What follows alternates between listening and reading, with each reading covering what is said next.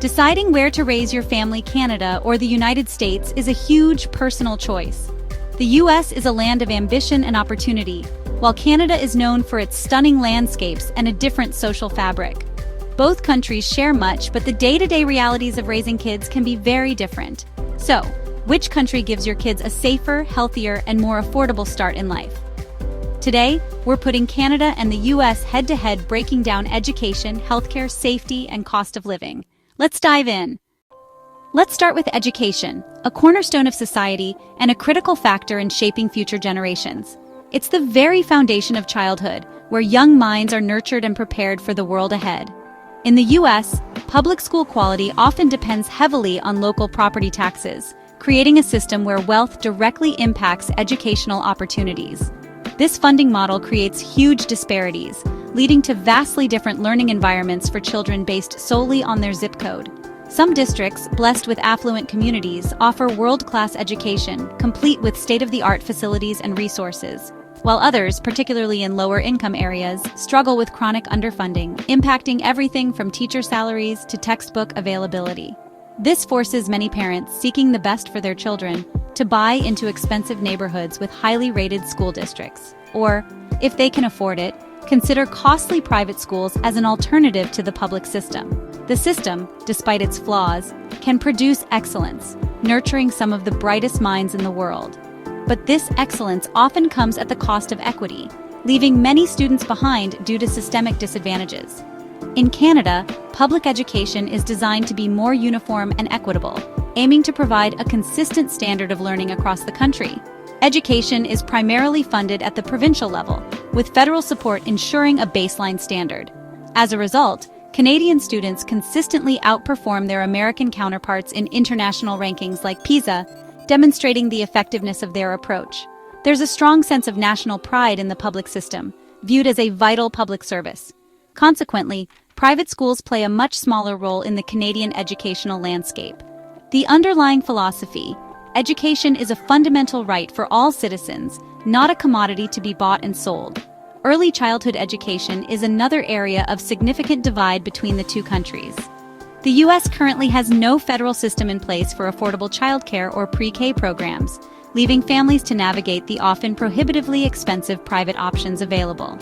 In contrast, Canada is actively rolling out a nationwide $10 a day childcare program, inspired by the successful model pioneered in Quebec, representing a major investment in families and early childhood development.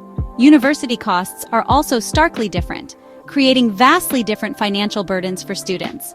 U.S. students have access to world-class institutions, some of the best universities globally. However, they also face the prospect of crippling debt upon graduation, with average student loan debts nearing $30,000, a significant burden for young adults starting their careers. Canadian universities are primarily public institutions and heavily subsidized by the government, resulting in tuition costs that are a fraction of those in the U.S. This makes higher education significantly more accessible to a wider range of students, regardless of their socioeconomic background, and less financially burdensome, allowing graduates to start their lives without the weight of substantial debt. When considering equity, consistent quality across the board, and overall affordability, Canada clearly takes this round in the education comparison. Education isn't just about academics and test scores, it's fundamentally about opportunity and creating pathways to a better future. And Canada's system, with its emphasis on accessibility and affordability, opens more doors for more families. The U.S. undoubtedly offers unparalleled academic excellence at its top institutions, but that excellence is often reserved only for those who can afford it, perpetuating a cycle of inequality. In Canada, a good education is considered the baseline, a standard to which all citizens are entitled, not the exception reserved for a privileged few. For families striving for a brighter future for their children, that difference is absolutely huge. Canada wins on education, offering a more equitable and accessible path to success for its citizens. Next up, healthcare. It's a fundamental aspect of any society, and the way it's structured can have a profound impact on people's lives. This is where the differences between Canada and the U.S. are dramatic. We're talking about systems with fundamentally different philosophies. Canada's universal single-payer system is a cornerstone of their social safety net. It means every citizen has access to medically necessary care, regardless of their income or social status, funded by taxes. Healthcare is considered a right, not a privilege. You show your health card, not your credit card, when you need medical attention. The focus is on getting you the care you need, not on your ability to pay. No surprise bills arriving in the mail weeks after your visit. And crucially, no medical bankruptcies looming over families. The main downside to the Canadian system?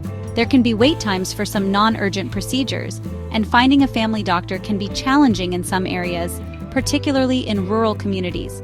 But the peace of mind that comes with knowing you're covered is priceless. In Canada, a child's illness is a medical event, not a financial crisis that could bankrupt a family. In the US, most people get insurance through their employer, a system that has its own set of challenges. This means tying your health security directly to your job. Lose your job, lose your coverage, leaving many vulnerable during times of unemployment. For the uninsured or self-employed individuals, the situation is even more precarious. Navigating the complex insurance system is confusing, time-consuming, and often incredibly expensive. The U.S. healthcare system offers more choice and often faster access to specialists for some. The United States also leads the world in medical innovation and cutting-edge treatments. But all of this comes at a staggering cost, making healthcare unaffordable for many. Americans pay more per capita for healthcare than anyone else in the developed world. Yet despite this massive investment, health outcomes like life expectancy and infant mortality rates lag behind those of other developed nations.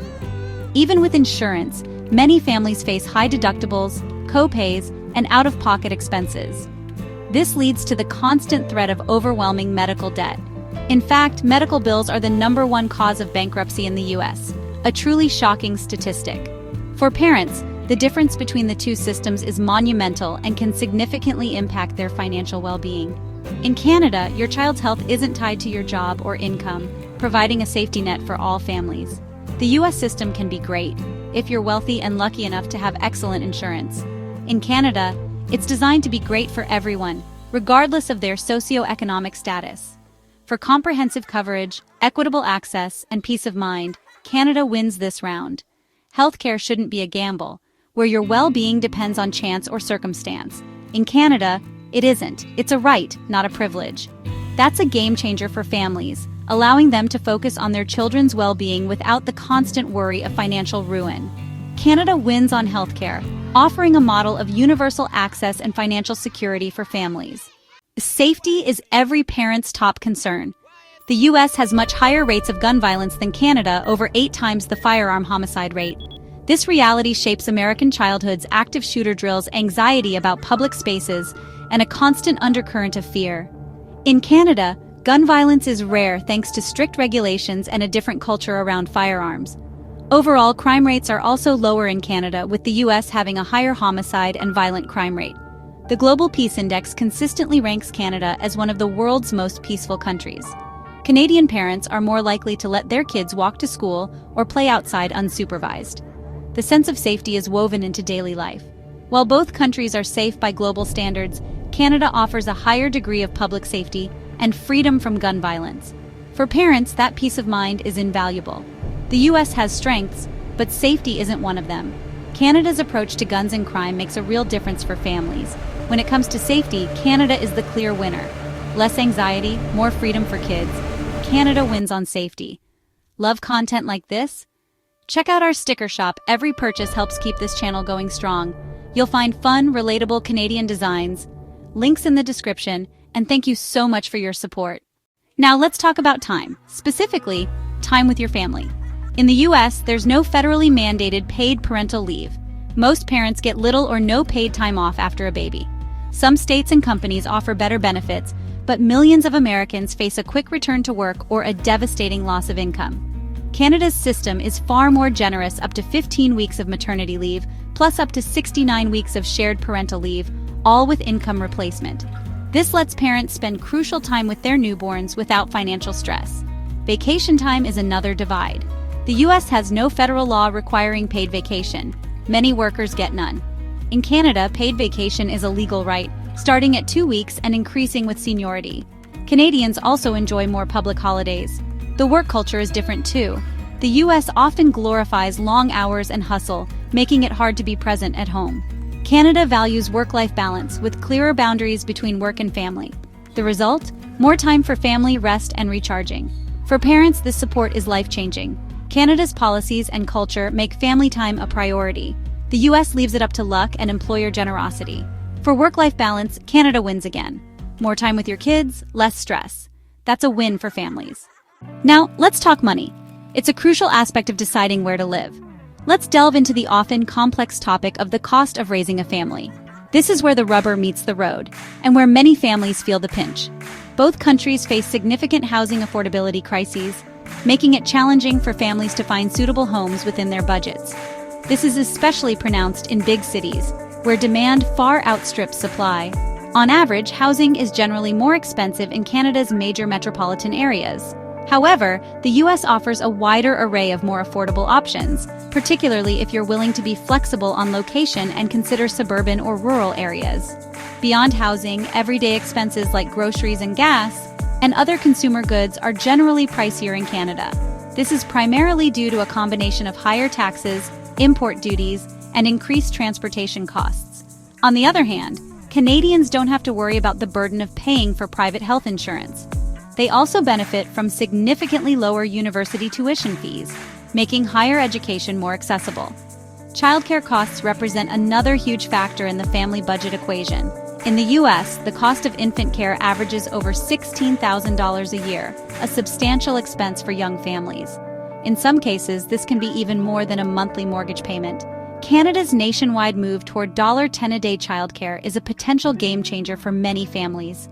This initiative promises to save families thousands of dollars annually. It's true that taxes are generally higher in Canada, particularly for high-income earners. However, for middle and lower-income families, the overall difference in the tax burden can often be relatively small. This is especially true when you factor in the significant cost of US health insurance premiums. And don't forget to account for other potential hidden costs that can quickly add up. Ultimately, the true cost of living is highly dependent on your individual income level, as well as your chosen location. And of course, your family size plays a significant role. For instance, a high-earning couple residing in a low-tax US state might very well find themselves in a more financially advantageous position. However, for the majority of middle-class families, Canada's subsidized childcare programs and universal healthcare system can collectively contribute to a more affordable overall lifestyle. So, there's really no clear winner to declare here. In terms of pure cost, it's essentially a tie. Ultimately, your own unique personal and financial situation will be the deciding factor that tips the scales in one direction or the other. For some individuals and families, the US will undoubtedly prove to be the more affordable option, while for others, Canada will offer a greater overall value proposition. In the end, it's all about carefully considering what truly matters most to your family and aligning your choices accordingly. When it comes to the cost of living, it's simply too close to definitively call. It truly depends on you and your specific circumstances. Therefore, we're calling this round a tie. Raising a child takes a village. But what does that look like in each country? Canada offers the Canada Child Benefit, a tax-free monthly payment to help families with kids. The US has the child tax credit, but it's less generous and less consistent, especially for low-income families. Canada's public funding supports community centers, libraries, and parent resource hubs, providing free or low-cost activities and support. The US has vibrant nonprofits, charities, and grassroots groups, but access can depend on local wealth and private donations. Canada's model ensures a more even baseline of support, while the US relies on community initiative and philanthropy. Social connection is harder to measure. Both countries have welcoming communities and isolated suburbs. Canadians often report a strong sense of social trust and cohesion, while Americans value individualism and innovation in community building. Both models have strengths. Canada's public infrastructure, America's grassroots energy. Your experience will depend on your city, neighborhood, and personal connections. There's no clear winner, just different flavors of support. Community is what you make of it. For social support, it's a tie. Both countries offer something unique. This round is even. So where does all this leave us? Canada wins in education, healthcare, safety, and work-life balance, foundational pillars for families.